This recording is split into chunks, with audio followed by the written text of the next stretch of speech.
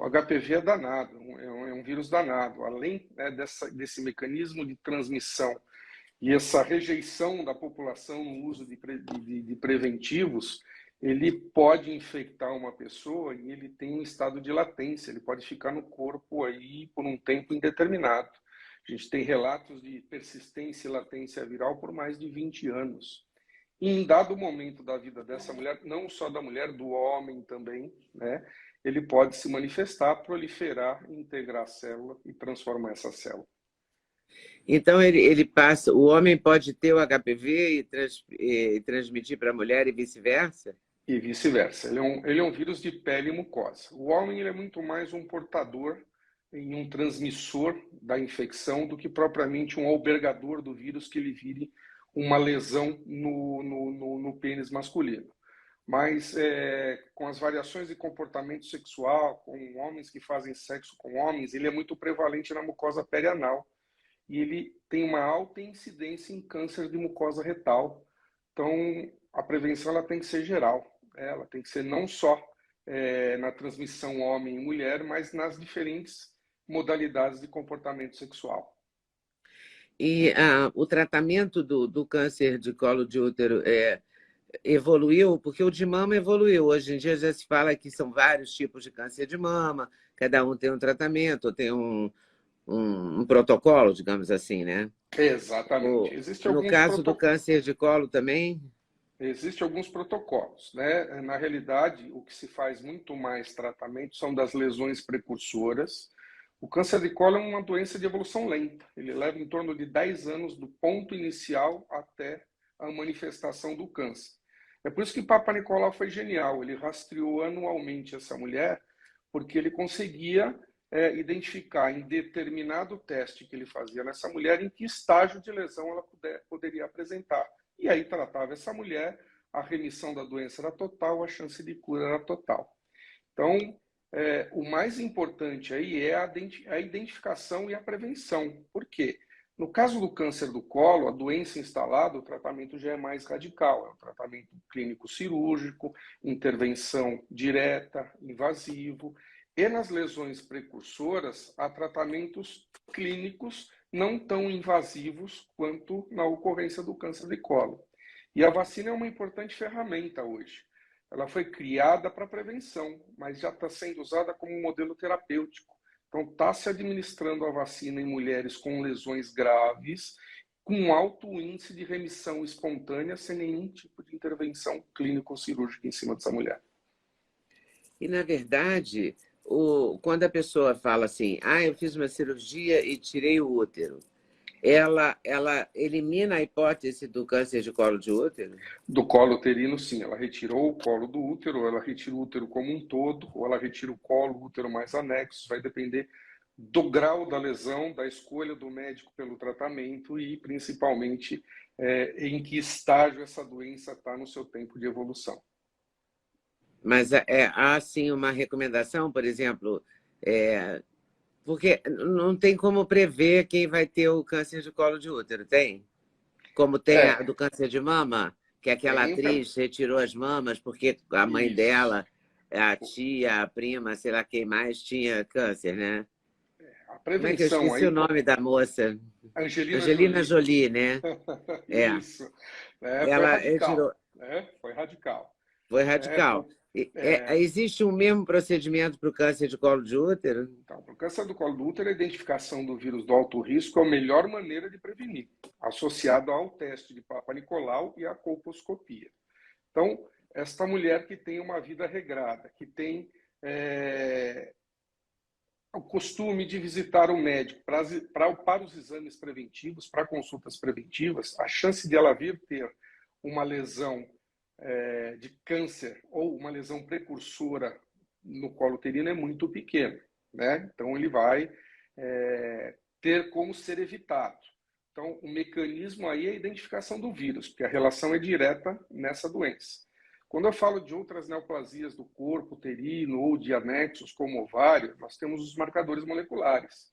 Hoje é a sensação do momento no mundo e principalmente no Brasil, a identificação de biomarcadores, onde você identifica risco de possíveis doenças, não só câncer, mas doenças em todos os sítios corpóreos, cardíaca, pulmonar, sistema nervoso central e assim por diante. Mas que tipo de exame? Normalmente a gente faz marcadores moleculares específicos para tecido, ou eu consigo mapear o genoma humano através do exoma. É um exame que se faz retirando uma quantidade X de células, coleta super simples, por um raspado de mucosa de bochecha, né? E você sequencia o genoma dessa pessoa, identificando genes, mutações, observando o índice de risco, observando algumas alterações que possam ter nesses genes que te predizem, te dão um valor preditivo a um possível risco de vir a evoluir para uma doença. Nossa, e esse exame é um exame caríssimo? É um exame, hoje, né, no Brasil, é um exame caro. Não é um exame barato. Diferente da prevenção do HPV, que é um exame mais barato, né, onde, na realidade, a acessibilidade é maior do que no teste genético, ele é muito mais caro que um rastreamento mais simples ou a identificação de um biomarcador. A gente Porque acredita que no futuro próximo ele possa mais baratear, mas Tomara. como toda nova tecnologia, ela vem cara para baratear na É sequência. sempre assim. Mas o Papa Nicolau tem uma vantagem que, assim, você indo regularmente ao ginecologista, os planos de saúde não se recusam a pagar o Papa Nicolau, né? Então, a gente Exato. recolhe o material na consulta com o gineco e o próprio gineco já manda para o laboratório, já vai para ela o resultado e tal, né? Pelo menos tem sido assim na minha vida. Então, Exatamente. Né? Essa é a não é? política normal. Né? Normal. Política... Esse exame Isso. custa o quê? Tipo $1.000, R$3.000? Quanto? Porque o dólar hoje já está Esse 5 e exame, não sei quanto.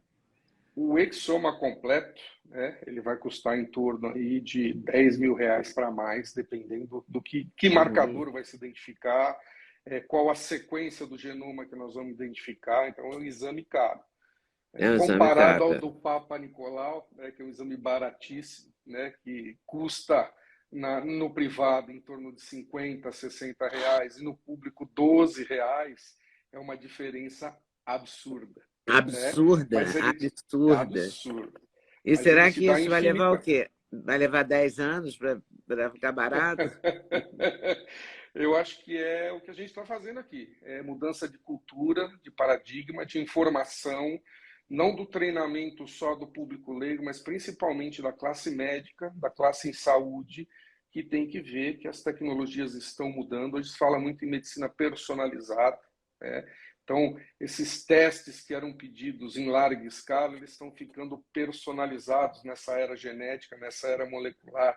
O Covid foi uma experiência clássica disso e que trouxe à tona, né, toda essa testagem molecular. Aí dizer que o teste molecular, sim, ele é acessível e ele tem condições de ser de custar menos, né? Não só para quem faz, mas principalmente para quem paga.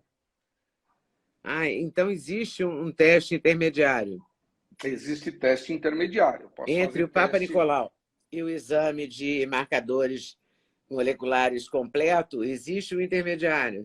Existem os exames clínicos, né? Que é a ida ao médico, a colposcopia, que são exames que complementam o diagnóstico do clínico na identificação e no rastreamento do câncer de colo uterino. Mas eu tenho hoje marcadores moleculares específicos para útero, por exemplo, para endométrio, para ovário, que eu consigo ter informações de predição e informações diagnósticas para a identificação de um tipo de doença. E isso vale para endometriose? Quando você falou endométrio, porque Vale a para endometriose é uma endometriose. questão bastante grave também, né? Muito Porque grave. atrapalha muito a vida da mulher. Né? Exatamente. É uma alteração do epitélio interno do corpo uterino que se movimenta. Né? Ele acaba saindo do corpo uterino, invadindo até tecidos anexos, como bexiga, intestino. Isso traz transtornos violentos para essa mulher, inclusive infertilidade. Então, Pois é. Então, a identificação, né, do risco ou de possíveis genes que estejam alterados relativos à endometriose, a gente tem a capacidade de identificar. Porque no caso da endometriose, antigamente se dizia que não tinha nenhum tratamento, que, na verdade, só passava quando a pessoa entrasse na menopausa. É, O fato de entrevistar pessoas há muitos anos me faz crer que esse tratamento mudou, né? Hoje já exato. não é essa coisa tão fatal, né? Não, ela consegue. A antecipação, né, do grau ou do estágio da endometriose, o tratamento é mais ou menos agressivo, você consegue trazer essa mulher com estágio quase normal. O problema é que a endometriose é um fator hormônio dependente. Nessa vida fértil dessa mulher, ela tem ação desses hormônios em cima do endométrio. Então, eles acabam interferindo também e auxiliando na progressão da doença. Então, a ideia é que se identifique precocemente também através da análise dos genes direcionados ao trato genital inferior feminino. Mas se a gente não, se a mulher não tiver acesso a esses exames, tem algum, tem algum sinal assim, tipo cólicas muito fortes, incapacitantes, porque tem gente que tem cólica que não consegue trabalhar, né? Não consegue Exato. sair de casa e tal.